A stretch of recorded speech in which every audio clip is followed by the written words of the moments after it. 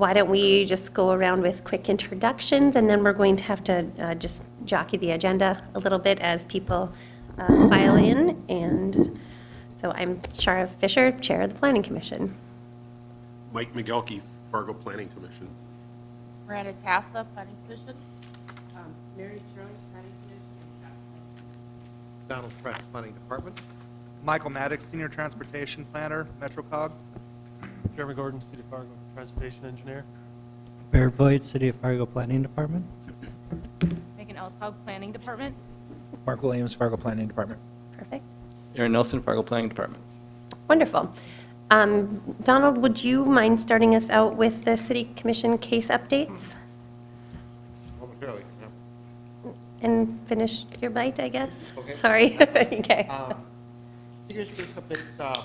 Yeah, things have gone to City Commission here pretty smoothly. We did have those 6 amendments that your commission recommended approval for go through without any significant question there. And then also today at our code enforcement task force meeting, we brought to the task force's attention some of those that are relevant to some of the things we do in code enforcement a lot, like where the gravel parking lots are and how the floor area is calculated for the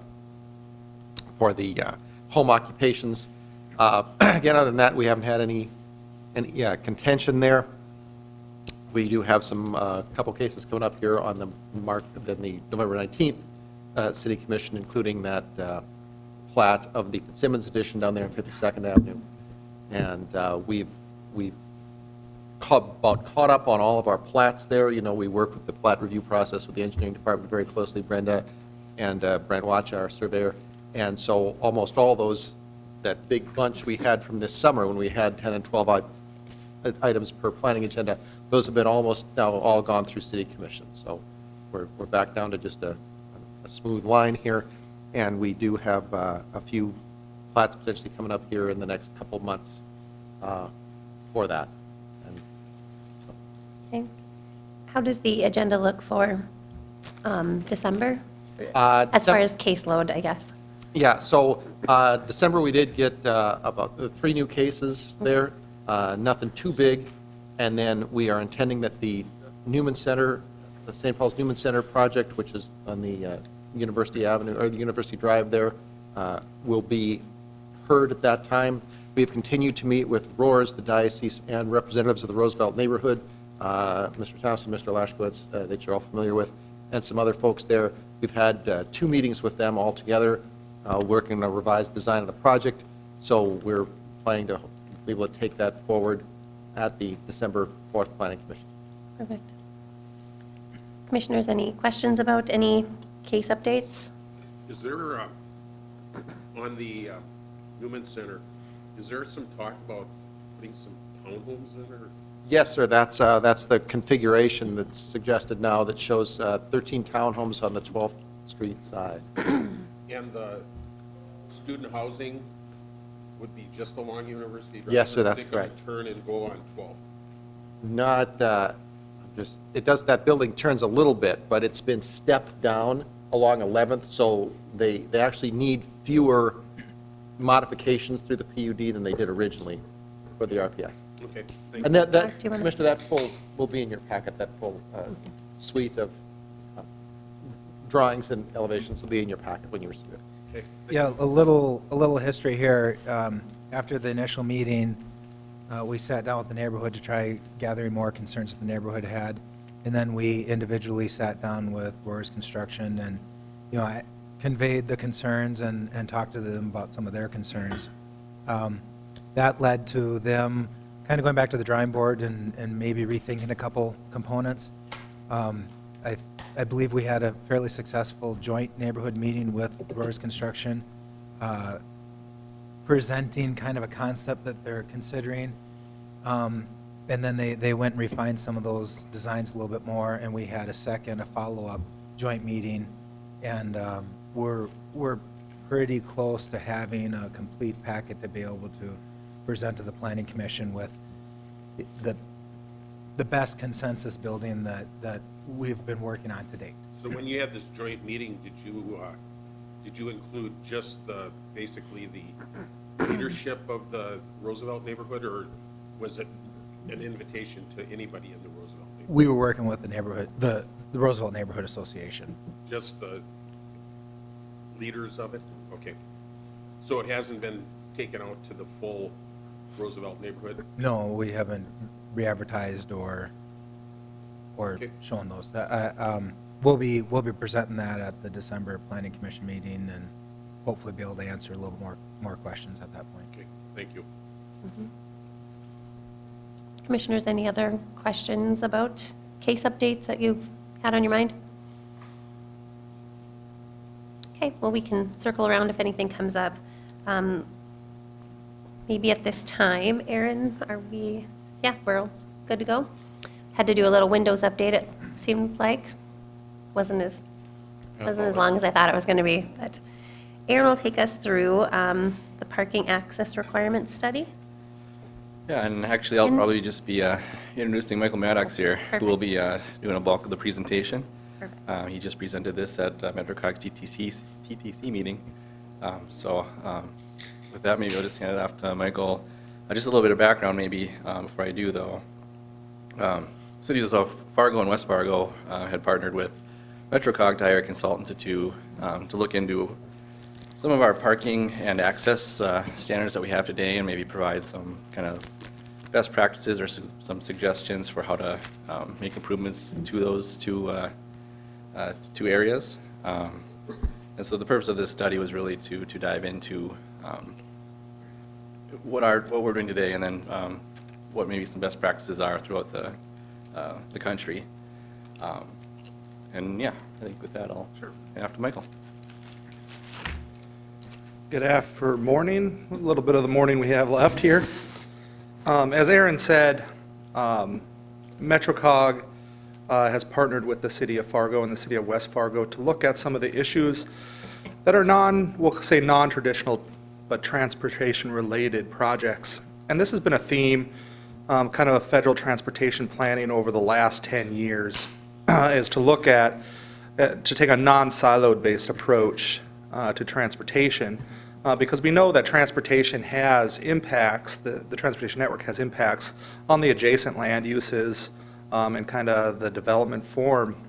And so we're really trying to establish this linkage between the roadway network, the functional classification system of roadways, which bases the roadway networks on their proposed use, so arterial, collector, residential, interstate. And so we're seeing, different development patterns manifest, and also getting into the parking side, seeing some parking reservoirs out there that we'll just say we address them through this project. We'll get into that at the end a little bit here.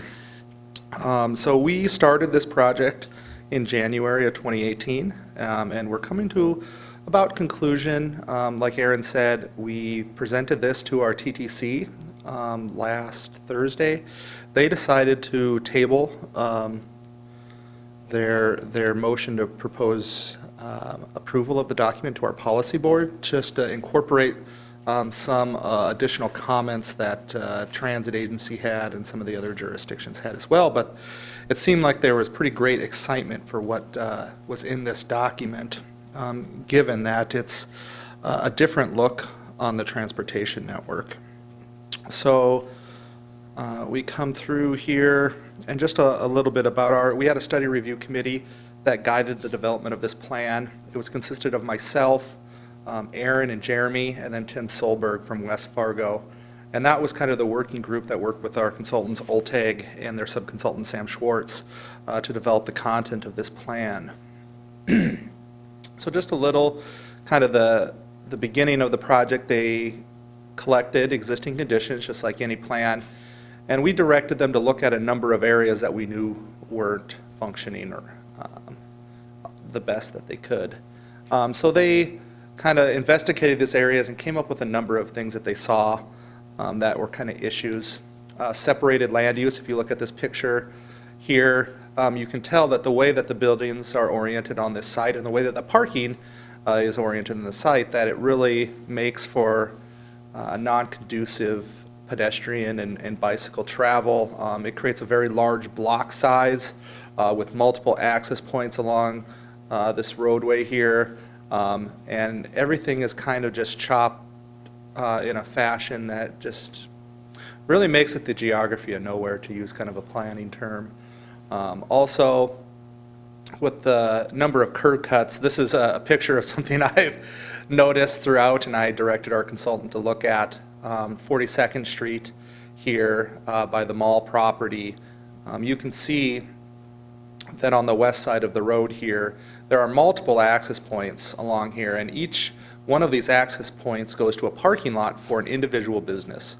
And many of these parking lots are actually separated from one another, so you cannot drive, say, from Target down here, I believe that's Blaze Pizza, through those parking lots to get to it. Instead, you would have to go out here, go on 42nd, go down, and then access Blaze Pizza here, which adds another trip, adds another vehicle to the roadway. And we all know, during peak hours that this roadway can be fairly congested. So taking those, what we call, inter-TAZ or destination type trips off the roadway network would enhance the efficiency of the roadway. Some other areas that we looked at, this is Osgood, I believe, which is kind of one of the examples of the city implementing its mixed-use philosophy, kind of more neighborhood-oriented commercial districts. However, the way that this development kind of manifested really kind of precludes walking from the adjacent neighborhood to access the retail opportunities on the other side. So with the Anchor grocery store, the Hornbachers here, if you were to go get groceries, you'd have to walk from here all the way around the building and go in the front door. If you wanted to go, I believe there's a bar over here, you have to walk around and walk over to that side. So really what this is creating is a barrier for pedestrians to access the building. So it's really separated from the building, and it points towards the arterial roadway over here. And you can see how kind of the development manifests when things are pointed towards the arterial roadway. And we'll get into this parking reservoir here and what the utilization is later on. But we saw this as kind of a key issue. If we're really trying to create these neighborhood commercial zones, maybe things should be oriented towards the neighborhood.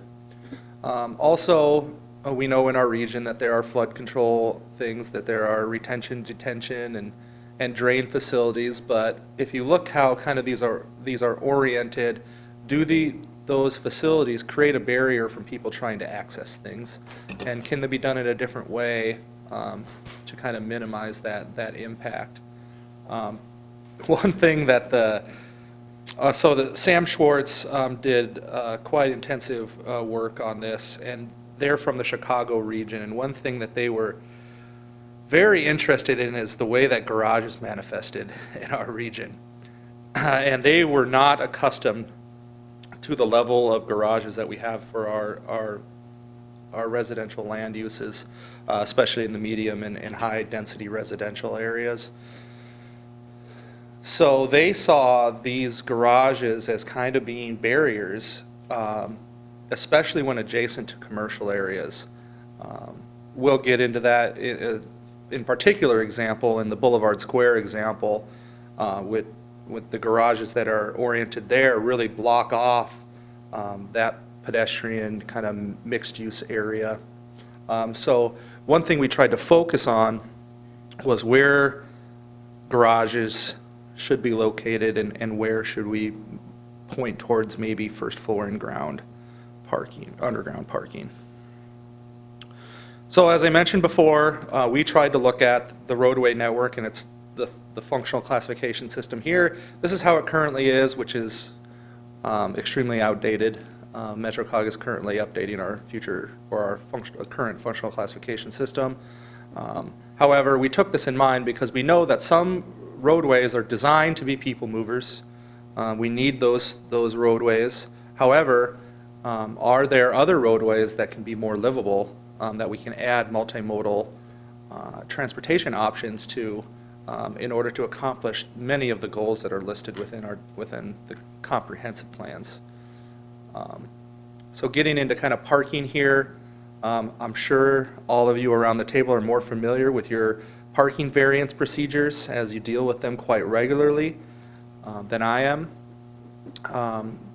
In the code, there are existing parking minimums that development must meet, and if they don't meet them, they need to go through an additional process in order to have them adjusted.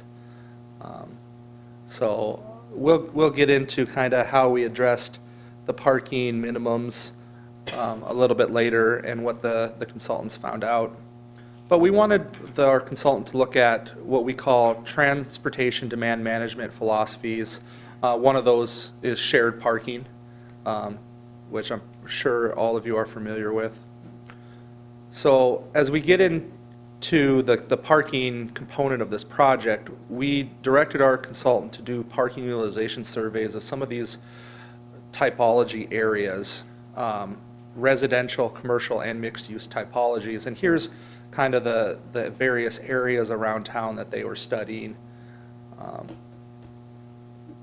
So as we get into kind of the first one, the Shadow Bay, Shadow Ridge, and Cheyenne Crossings. Cheyenne Crossings is a retirement community. So you can see the sea of garages in this multifamily development. And we could not gain access to those garages as part of the study. However, we saw that the utilization of the surrounding surface parking was around 87%. And so we kind of know that these garages are likely being used for storage and not for parking. And we found that as a problem, especially you can see how much area these garages take up. And if we're looking at, you know, particular dense areas or density enhanced areas, these garage spaces could provide or could be kind of a barrier to doing that kind of level of density. So again, trying to figure out how parking is utilized in some of these developments. We saw a 58% utilization rate on the Cheyenne's crossings, and this is one of the questions that we had is with the number of retirement communities that we have throughout the area, are people really utilizing vehicles, or are the individual retirement homes having shuttles? Do we really need to make people develop these large parking lots that are likely won't be used? We looked a little bit around North Dakota State University and some of the multifamily developments here. We did see a fairly robust utilization rate. 77%. There's limited garages on this area. We also saw a lot of on-street parking in these areas. And so the kind of the summary of the residential land use is, as in parking, is that there was a 76% utilization rate, which is a fairly good utilization rate. But now we're going to get into the commercial districts, which we'll see a stark contrast in their utilization rate. So again, going back to Osgood, when we studied the utilization rate here, we found that only 31% of the available parking was utilized. And we tried to study these at what we thought would be peak times of use. And so for apartment complexes, we went out, I think the consultant went out there at like 5 in the morning when we know that most people are going to be there. And these kind of, I think, were like the 4 to 6 period when we, after work, when people are kind of going and shopping before they go home. 22% utilization rate in this First International Plaza. When we get to Northport, which is kind of located in a traditional area of town, surrounded by residential, kind of low density residential land uses. Even in this area, we saw a 58% utilization rate. So when you look at the summary of the commercial land uses, the average was a 31% utilization rate, which is extremely low. So can we be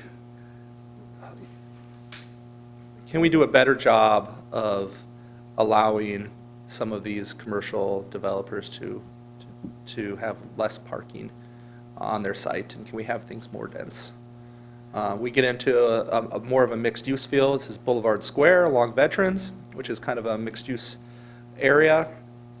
And you can see that there are garages in the back here too, I was talking about earlier, that are a barrier to kind of the residents back here.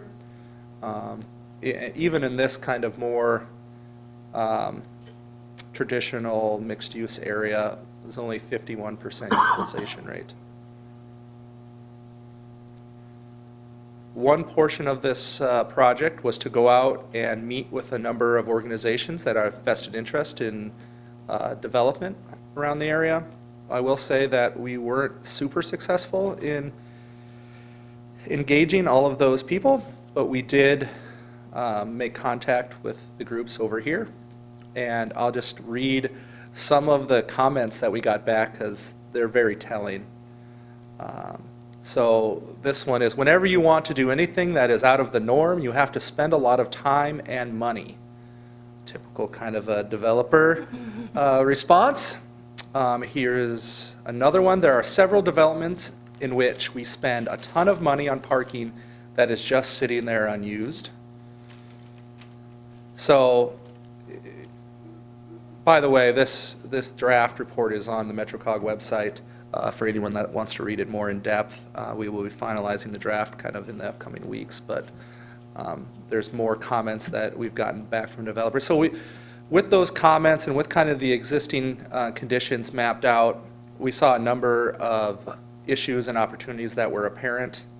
Kind of here they are. The streets, a lot of the streets in Fargo are designed to maximize traffic flow. How do we get more users onto that? How do we create those livable streets? So the opportunity is to add different amenities that reflect the nature and the context of those roadways.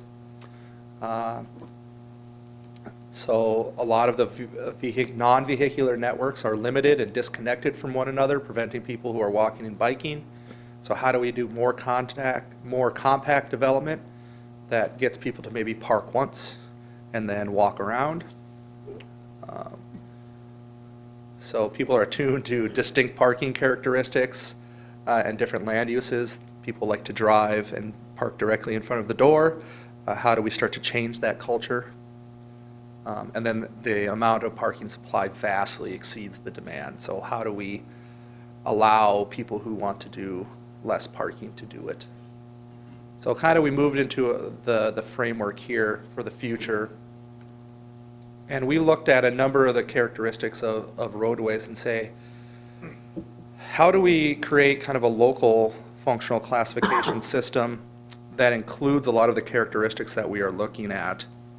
And how do we designate roadways that we think that are more of the people movers, and how do we delineate those that are not, and that we should increase kind of the more livable context of those roadways? And we did that through a number of characteristics, through land use, speed, travel lanes, whether or not they have a median, whether or not parking is allowed on the street, what the pedestrian amenities would be, and what the access of the spacing of those roadways are.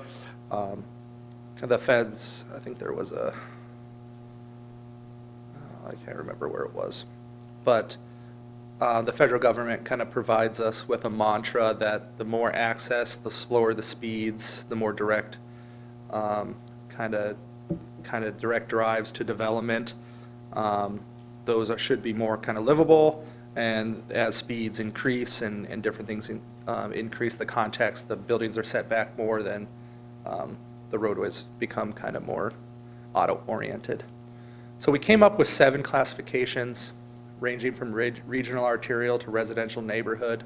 And we really wanted to make this our own functional classification system. So these are different than what you would find the federal guidance from. These are developed individually for our region and how we view the transportation network. So we start off with kind of the residential neighborhood. Here are the characteristics we think that residential streets should have. As you can see, most of the transportation network is residential streets.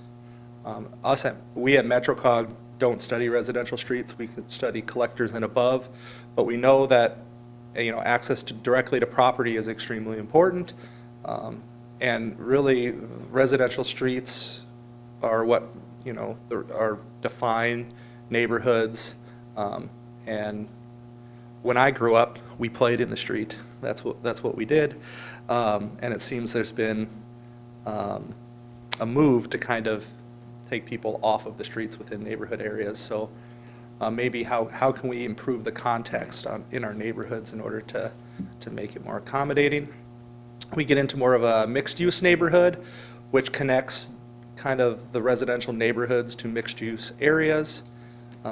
You can see still pedestrians, still 25 miles an hour, 2 lanes of travel, access still a lot of access onto the roadways. Residential collectors, this is one that I know that the city of Fargo has struggled with over the past few years on whether or not the collectors within some of these developments should have access onto them, should they have driveways. I don't see why, from our standpoint, I think collectors that have access onto them are kind of hearkening back to the way the transportation system used to be. So maybe that's not a bad thing.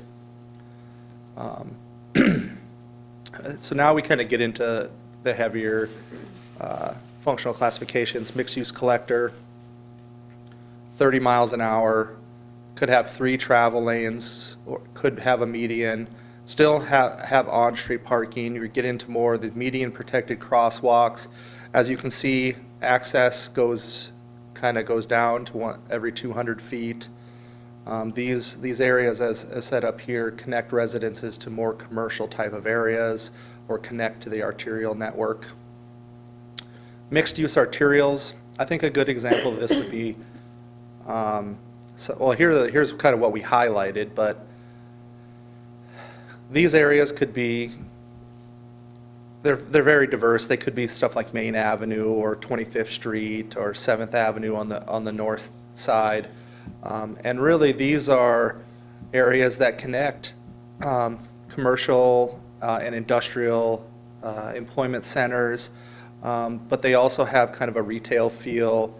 A lot of these are in traditionally older parts of town, so the design of the roadways is a little different. You can see kind of the one-way pair system here, which is a little bit different than new type of arterial roadways.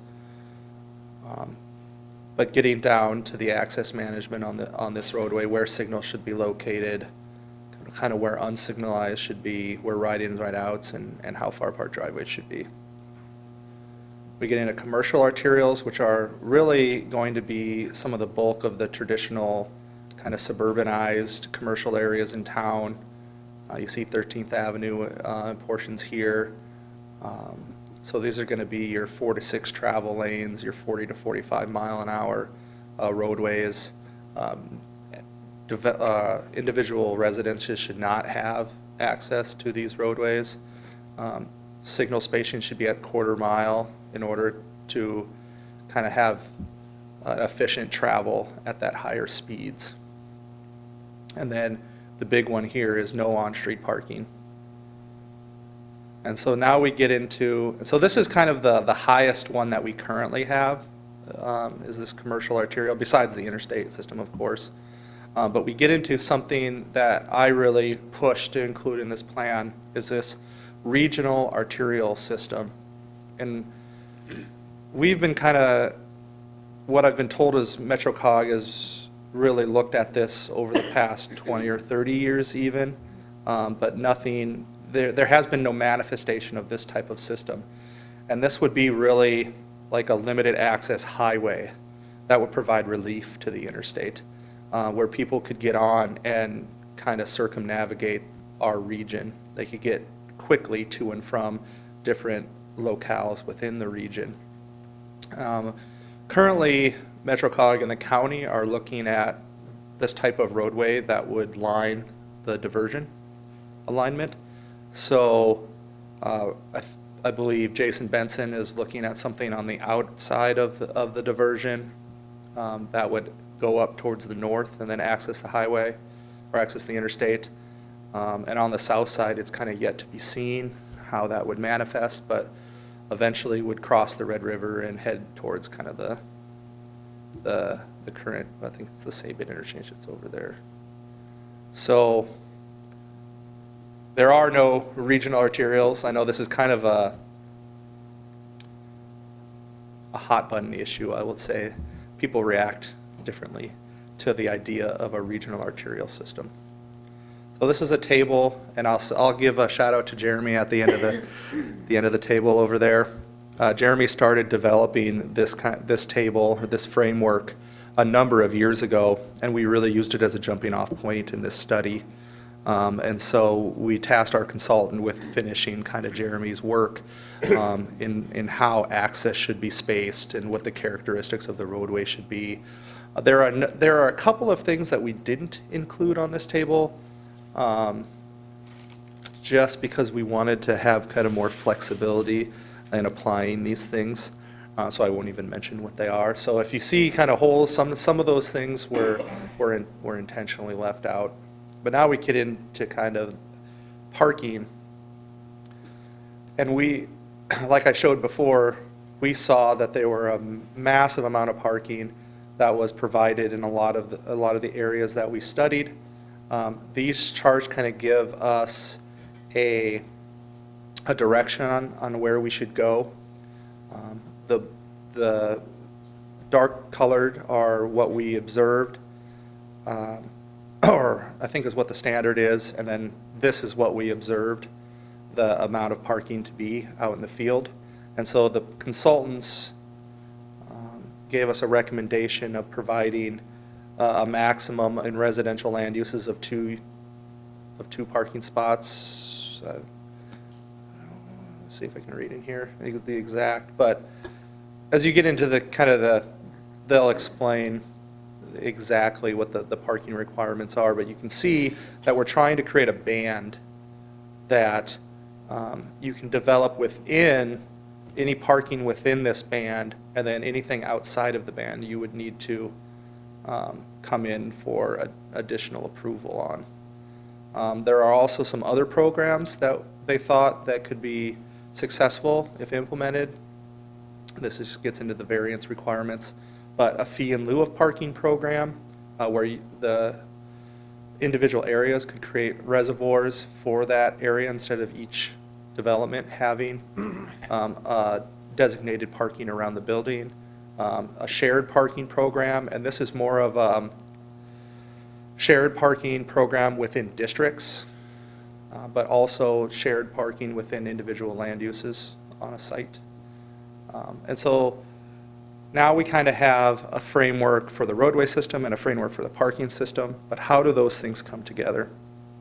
And so we created these development prototypes, or these typologies, that kind of tell us how things should be developed. And this is kind of in drastic contrast to what we're doing today. As you can see, this development, this commercial prototype is faced inward, and it has more of a traditional gridded roadway network. And if you remember that example from the beginning with all the kind of separate buildings on site and no internal roadway network, we really want to try to get away from that and create smaller block sizes which are better for pedestrians to circulate. But also the advantage of having an internal roadway network is that instead of providing large parking lots that may or may not be utilized at various times of the year, you can use the street network as your overflow parking. And so you don't have these large parking lots. There's, like I said, everything's pointed more inward.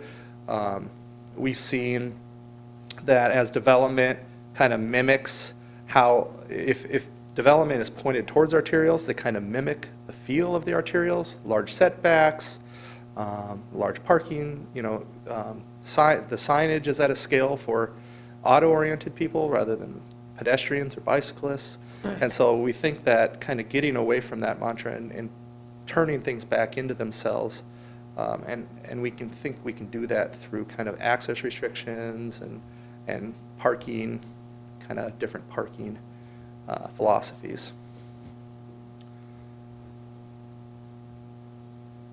We can do a mixed-use prototype, and this is kind of where residential comes back in. One thing to note within these mixed-use prototypes is the lack of garages, as I mentioned before. In these mixed-use areas, if there are residential components, we would really like to see the parking be either on the first floor or underground in order for those garages not to create a barrier to people traversing the site. But as we get into kind of more residential, it's fine to have garages, especially if they're blocking, an arterial roadway. So you can see that this is more of a traditional neighborhood. So that's kind of the plan in short form. A lot of different planning philosophies integrated into this one document, and we hope that it can be useful to you guys in kind of reviewing development or reviewing parking variances. So with that, I'll open it up for questions. Thank you. Any questions? Yep, Donald? Thank you, ma'am. Say, Michael, have you, just out of curiosity, in a lot of larger jurisdictions, they talk about the jobs housing balance, people living close to their work. Has MetroCog ever figured, what the average distance to work is in Fargo? I mean, like in our own department, we have one staff member who lives in downtown and one who lives in western Minnesota. Right. From, one extreme to the other. What, do we know any We number don't like that? calculate the individual trip length, but what we keep track of is vehicle miles traveled. Oh, okay. And so we can see if vehicle miles traveled increases or decreases. In fact, with our long-range transportation plan, one of our modeling scenarios that we're going to go through is more of we'll call it a density to kind of implement these things. So people are taking shorter trips, and we're hoping that the model output will show a reduction in VMT if people live closer to their homes that are not taking as long of trip. Of course, when you have those external to internal trips, I mean, those are different. So external would be outside of our region, so if people live in Detroit Lakes that are coming in, that's something that we can't necessarily control. But when you have the internal trips, we want to see kind of people, like you said, living closer to their workplace. And one of these things, as we move forward, you can. And I know West Fargo is doing it. I know it's included in the new West Fargo 2.0. I know it's included in Go 2030. Is the idea of these neighborhood commercial districts, and like I said, you saw that kind of with the Osgood development, and so I think that's a philosophy that is permeating the community. It's just we still do see large tracts of residential areas, low-density residential areas, that are fairly distant from commercial areas, but you're going to have that anywhere you go. John? We've been having this discussion at a lot of our planning commission meetings about one of the things that people quite often request is a reduction in parking. And we're seeing more people talking about shared parking. And so I think the information that you presented is spot on as far as the problem I think that the possibly planning department has on a given day, that the use of that parcel on today is for this use, whether we talk about medical or we talk about retail, that we probably have to be careful that we are somewhere in the middle on when we do a parking reduction, so if the use of the change of use changes, that we haven't all of a sudden created maybe a problem. But we all know that the interesting problem for us is we've seen these projects up, of course, by NDSU, is we have a little bit different scenario around the college campuses. I know that the stuff around Morehead State Concordia neighborhoods tend to get excited about the street parking. And then, of course, if the university has it, they want to, get you to buy a parking pass to park in a parking lot. So, I mean, there's a lot of challenges, and I think right now, still one of our biggest ones when we get in the university neighborhood, on how to handle those parking requirements. We're always fighting for a reduction in numbers. And I don't know if Aaron or Jeremy, you want to hop in and Yeah, I can, maybe just to back up, I should have maybe started with this, but as far as the genesis of this project, I think like you mentioned, John, when we initially kind of kicked this off, we had a lot of different requests for conditional use permits that you all saw for parking reductions. That's kind of been a theme, throughout at least my time here, and it's one of those things that we spent a lot of time on, and so this was kind of seen as an opportunity to maybe, if we could kind of adjust those numbers and, save everybody's time, if that's kind of the goal that we're getting to. Additionally, with Go 2030 that Michael just mentioned, a theme throughout that document is walkability, which this, both kind of portions of this study touch on. If you look at any, especially on the, developing areas of town, a majority of a parcel, might be dedicated to parking. There's even more square footage of parking than actual building. And so multiply that across the city, that just further, increases the need for additional streets, twice as many miles of streets, things like that. And so trying to figure out how to kind of crack that nut in terms of walkability. In Go 2030, certainly there's these kind of neighborhood walkable centers that we're trying to get to. And so all these, it's not just, parking is going to solve the answer. It's kind of an integrated, it's going to be an integrated approach we're going to need to take. Just to kind of add some context there, maybe. And then additionally with as you probably noticed, there's kind of two parts to this study, the parking and then the access management. The thing you probably don't see is our current LDC doesn't really take that context into consideration when it comes to driveway spacing and things like that. An arterial is looked at as an arterial, whether it's in a high volume commercial area or it runs through a low volume residential neighborhood, and there's no really distinction made. And so the idea here too was we could look at context. Is this a walkable area? Maybe we should have some different standards, even if it is an arterial or a local. So just want to throw that out there for additional context, maybe. Can you remind me, I know we talk about parking minimums all the time. Do we have maximums? Or are they utilized ever? Are they talked about ever? We do not have maximums in our LDC. However, there's at least one conditional overlay. I think the Walmart on 52nd Avenue has some maximums built into that specific development proposal. Timber Creek, part of it is a number one that has maximums, but I don't know of any others that. Yeah. Other questions? I guess I just had a thought.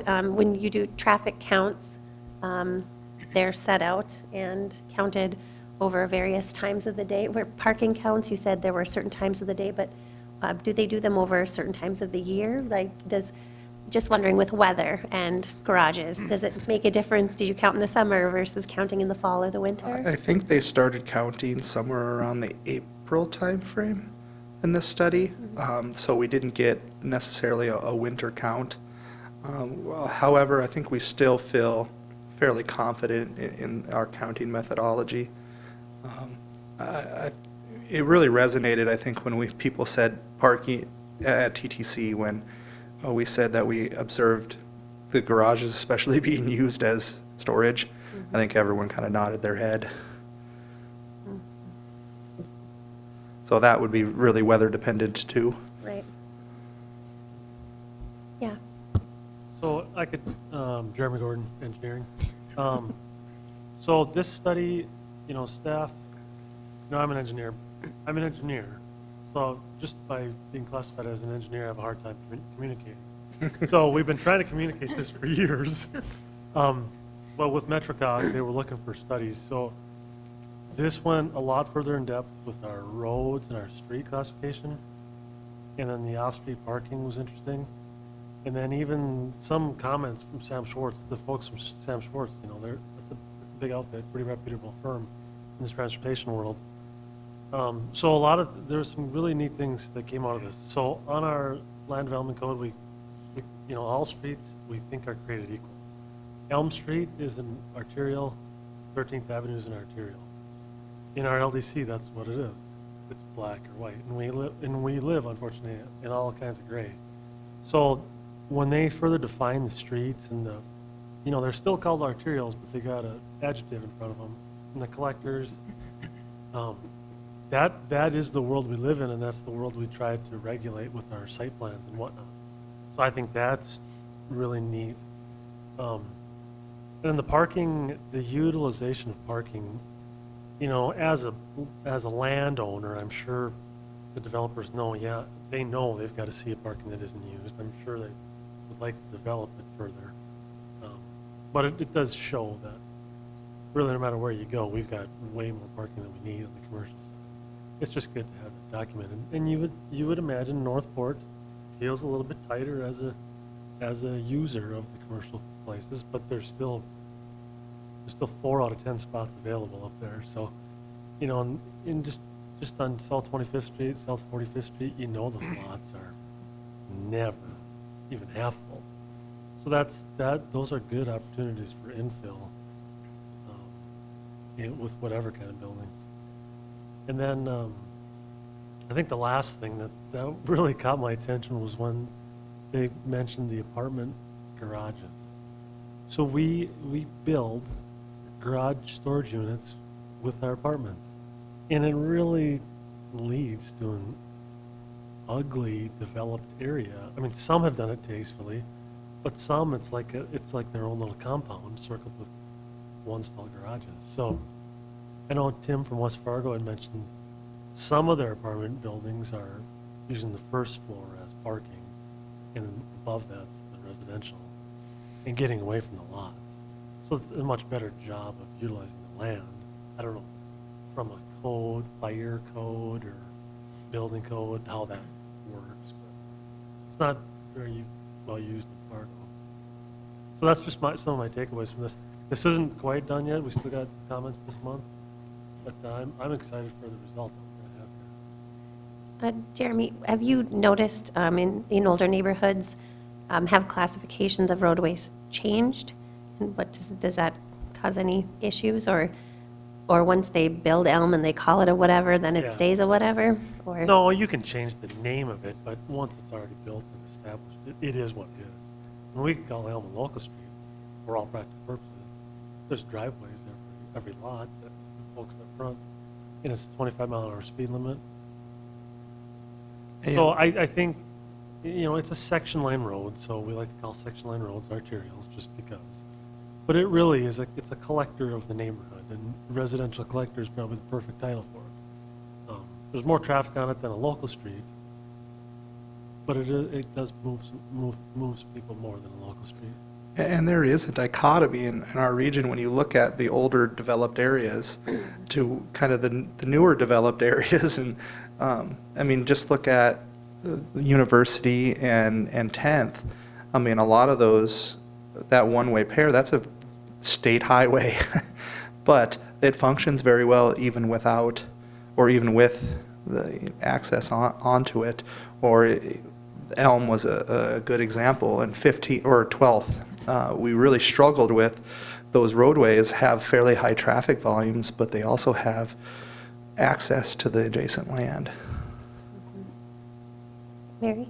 So when you talk about 10th. Mary, sorry, can you talk into the, thank When you. you talk about 10th and University, then, what is this on? Do you, according to the latest research then, is that not a good idea to have those one-ways with all the access points in the residential areas? I think it's not necessarily what it's a good idea or not. It functions very well the way that it is. And it was developed a long time ago. But because of the individual characteristics of the roadways, why it functions well. If you see kind of the number of signals that are along those residential corridors, the speed is 30 miles an hour, but because it's all going in one direction, everything kind of keeps moving And so those roadways, we see nothing wrong with that. We just want to differentiate between some of the newer areas of town and the older established areas of town, because we're not going to change a lot of, like Elm Street. We're not going to all of a sudden classify that as an arterial and build 5 lanes. But we need to recognize it so that we can maintain it as such, as it is now. Can I ask one more garages question? You know, you said the folks from Chicago there came and were surprised by the garages. As opposed to what? I mean, as opposed to everything being built underground, as everything being in a lot with no garage, or as opposed to you're going to have to park in the street once you move in here? What is it as opposed to? Well, I did live in Illinois for a little bit, so I can Yeah, I kind of did too. attest to Yeah. kind of what is there.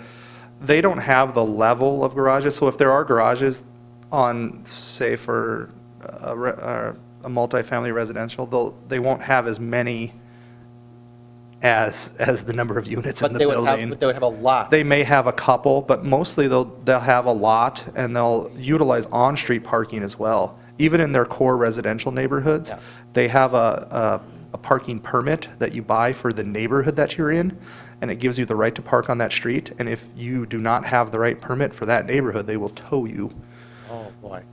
Okay. So they utilize on-street parking very highly in the Chicago area.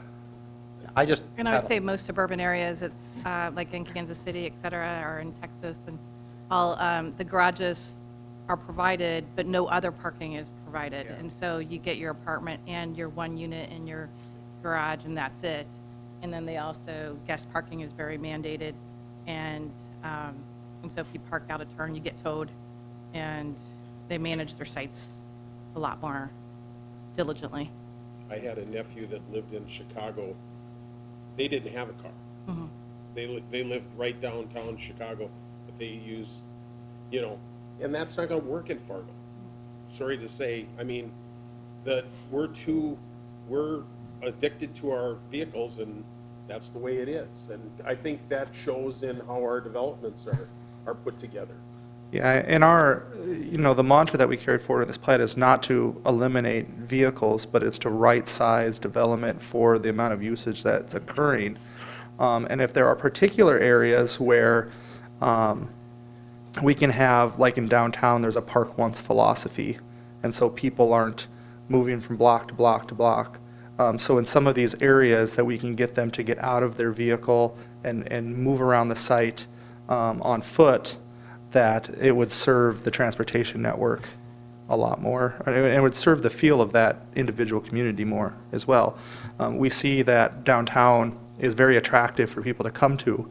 And my own personal philosophy is kind of why, if downtown is very attractive, if that's where people want to be, why aren't we creating other downtown areas, other downtown-like areas as well? Again, that's my own personal philosophy.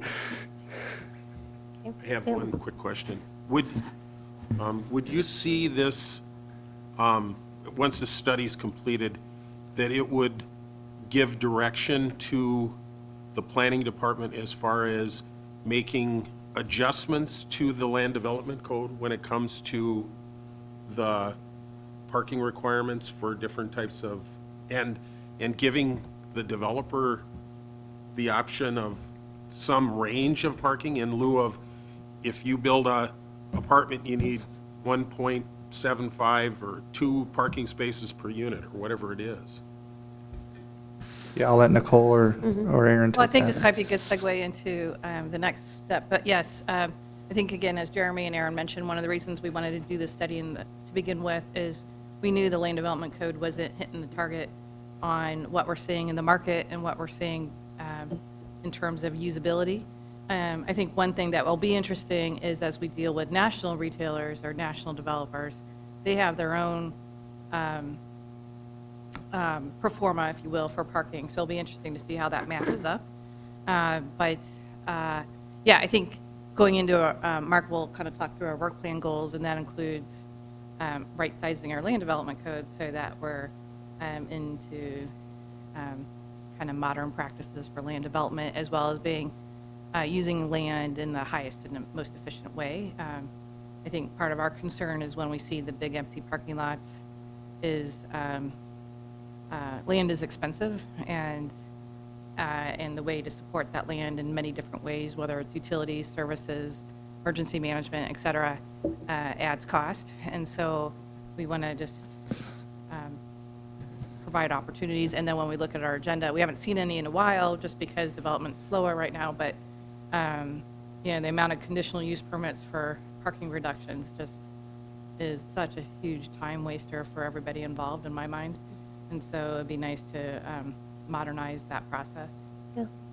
And to piggyback on that comment, when we see, at MetroCog, our point of view, when we see a large parking lot that's not utilized, the arterial in front of that, is very expensive to build. And so when you're building 5 lanes at, extra, even if it's an extra quarter of a mile or an extra eighth of a mile, that's significant investment in the transportation network. So if you can lessen that over the course of the entire city, I mean, you're talking about significant savings and significant maintenance in the future that you're putting off. Okay, well, with that, Michael, Jeremy, Aaron, thanks for your work on this, and thanks for presenting it. Good discussion. Hope it's been helpful.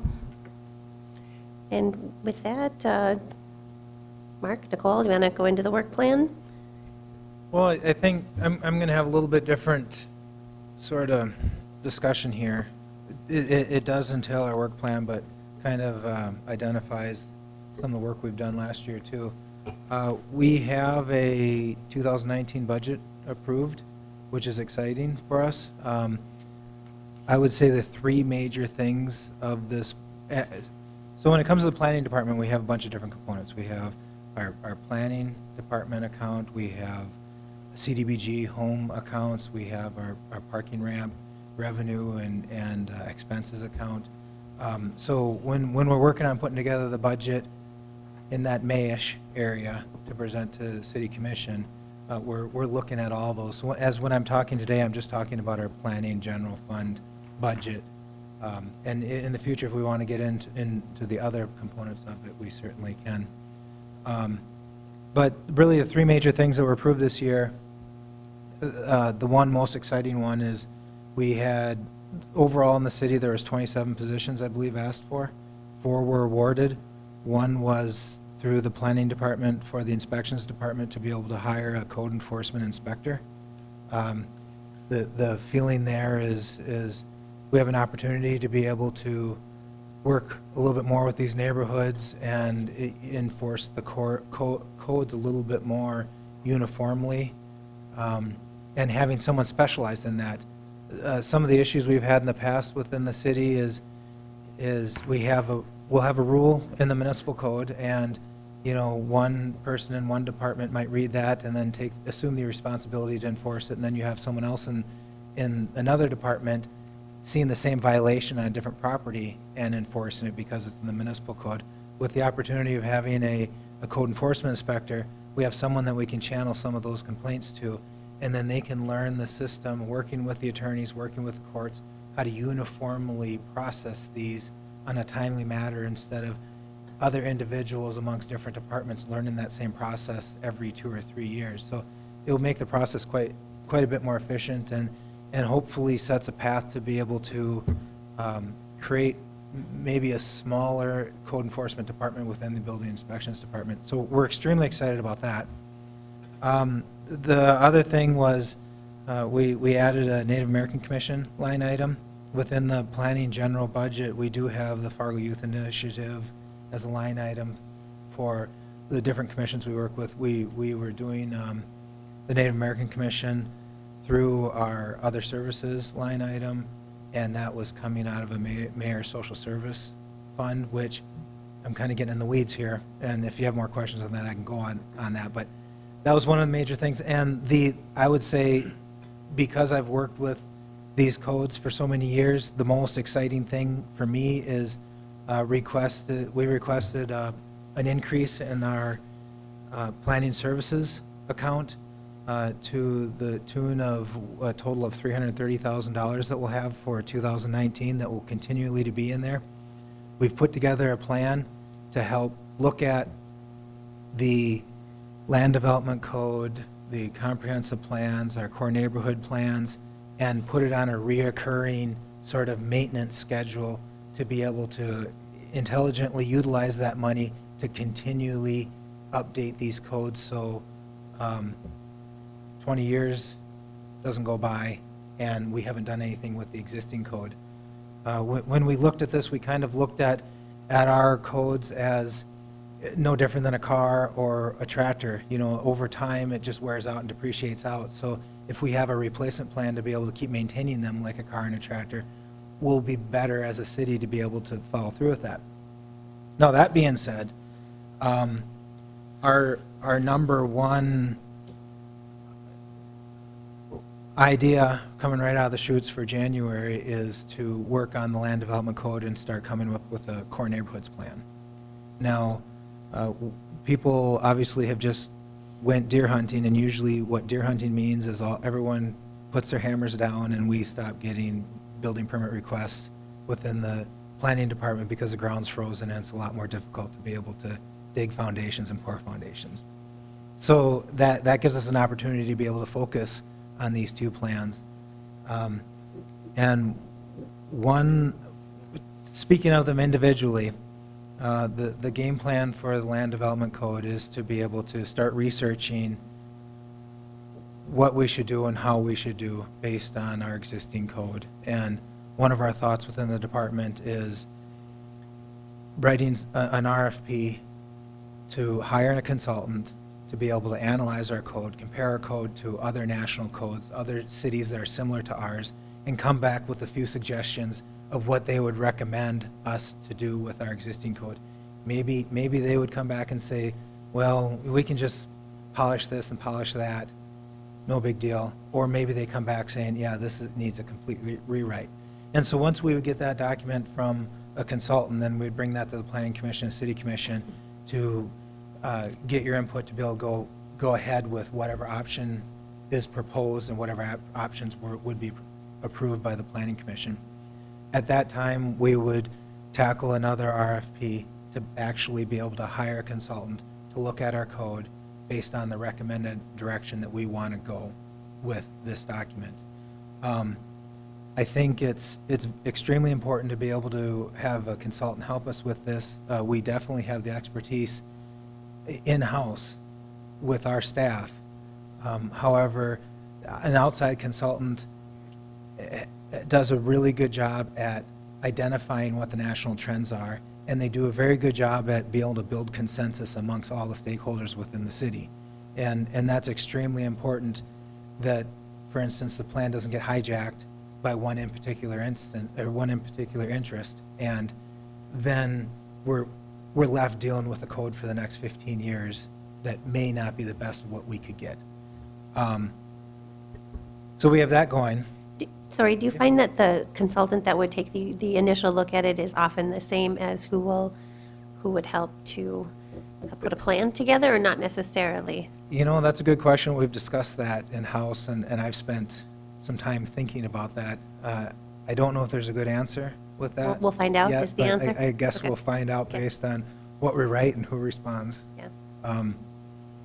So the core neighborhood plan, you know, it's been evident in the last year or two that some of our neighborhoods are evolving a lot quicker pace than what the neighborhoods are even anticipating them to evolve. And that's another goal right out the chute here is to start looking at a core neighborhood plan. And I believe the idea of the core neighborhood plan would kind of help set a foundation for what the expectations are within the city and generally through all neighborhoods, you know, identifying what our priorities are for infill and restoration and preservation. And once we work on that document and get that put together, I think that would set a great foundation to be able to go to individual neighborhoods and identify individual neighborhood plans, and to get to the point to where we even have some sort of projected growth plan within those individual neighborhood plans that would help us make better decisions in the future as far as what areas are ripe for infill, what areas do we want to protect, something that will give us more information to be able to confidently make recommendations in the future when there are tear downs and rebuilds that are being proposed at large scale and everyone gets involved in them. One other thing that we've been working extremely hard on recently, and maybe Nicole can touch on this a little bit, is our CDBG program, where we've been working on getting that sort of reorganized to be more effective in the future. There's a lot of opportunities there. We're finally fully staffed in that department, and there's a lot of talent in that department that we're excited to see where that program goes. Yeah, I think in terms of the community development component, and just as a reminder, we have 4 divisions now, urban design or development, long-range planning, and community development and planning, which you're familiar with those last 2.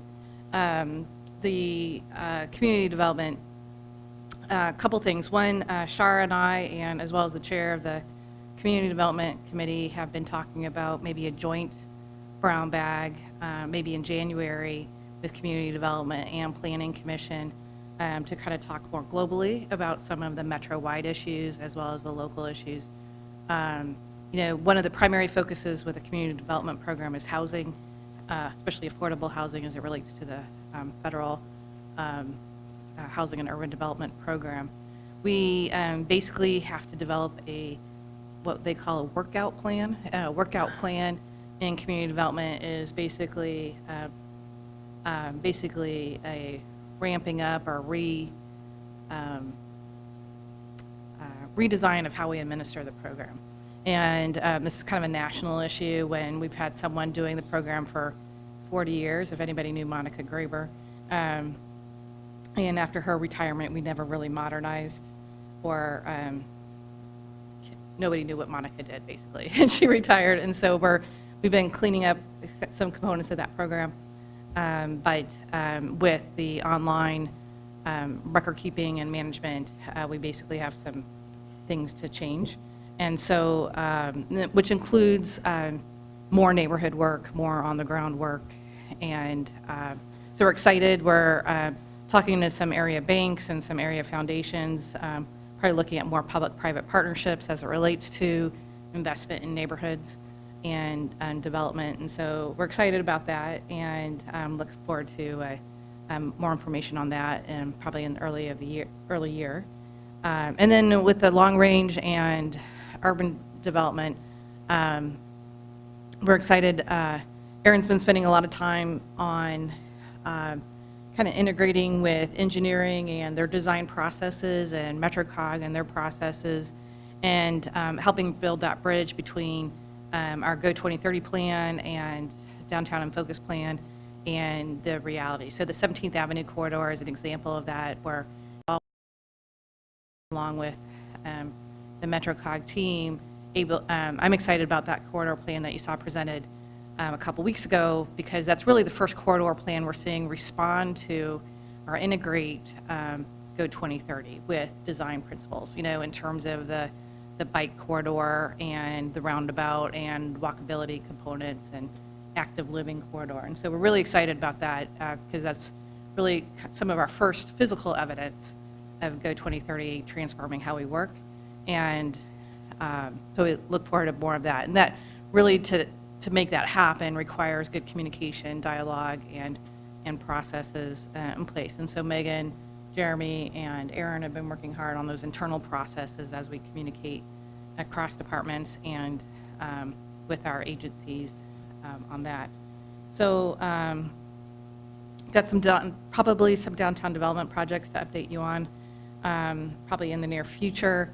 Right now, everybody's broken ground, Block 9, and we don't have a whole lot coming down the pipe, but as you probably know, have heard, the incentive policies are being looked at right now at a county and local level.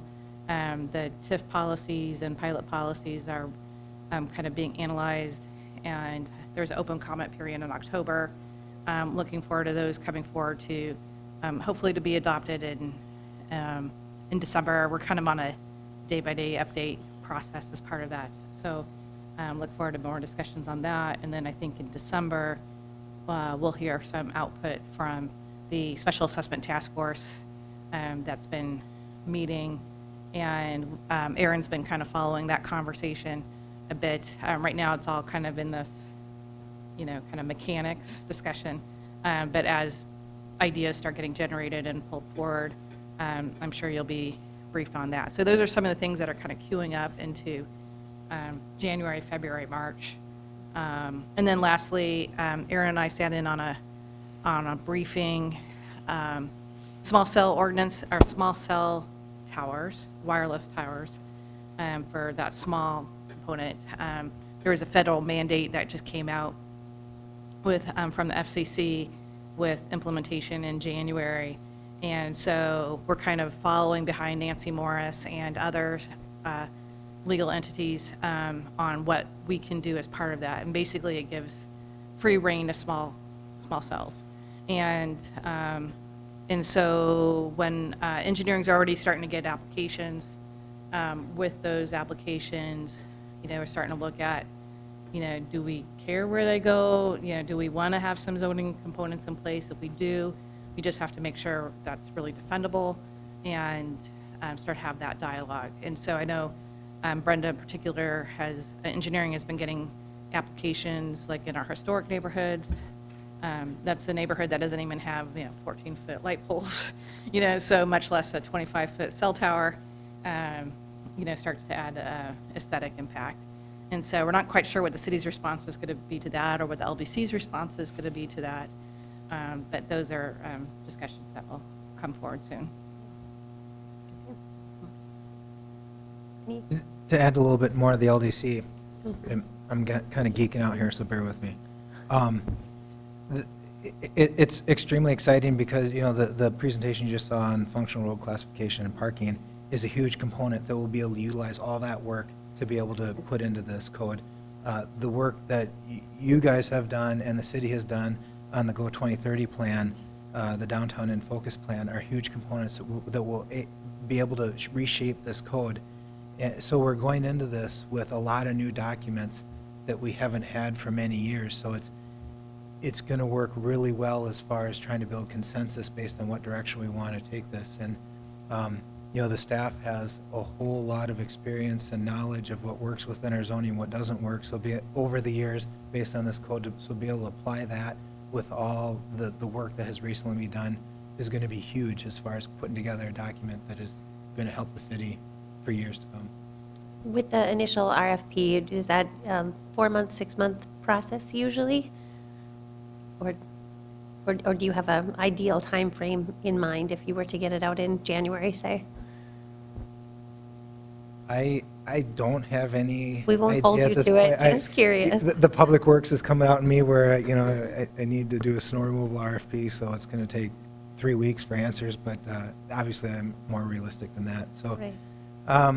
I think in the beginning, once we dive into this, then we'll be able to kind of feel sort of how smooth this is going to work and maybe determine some of those timelines then. Yeah. Commissioners, any questions or follow-up on work plan, budget? Anything? Just good information? No? Anything else to add? Anybody at the table? If not, I'm not above ending early. I'm not above it. I can do it. Okay, well, with that, thanks for your participation and coming today.